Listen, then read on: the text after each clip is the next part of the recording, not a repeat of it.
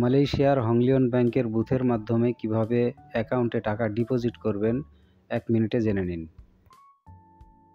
এর জন্য প্রথমে বুথের প্রেস বাটনে ইন্টার প্রেস করুন।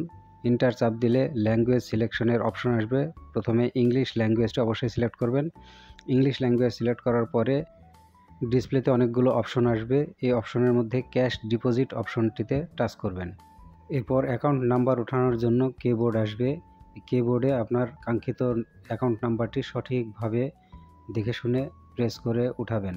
উঠানোর পরে ঠিক কিবোর্ডের নিচের অংশে কন্টিনিউ বাটন আছে। এই কন্টিনিউ বাটনে প্রেস করলে আপনার টাকা দেওয়ার কিংবা নেওয়ার জন্য একটি পকেট আছে। আপনি যেহেতু ডিপোজিট করবেন সেহেতু টাকা দেওয়ার জন্য শাটারটি খুলে যাবে এবং খুলে যাওয়ার পরে ওই জায়গায় টাকাগুলো রাখলে অটোমেটিক টাকাটি মেশিন নিয়ে নেবে এবং আপনার সেই কাঙ্ক্ষিত অ্যাকাউন্টে টাকাটি অটোমেটিক চলে যাবে এবং যাওয়ার সাথে সাথে তার মোবাইল নাম্বারে মেসেজ চলে যাবে।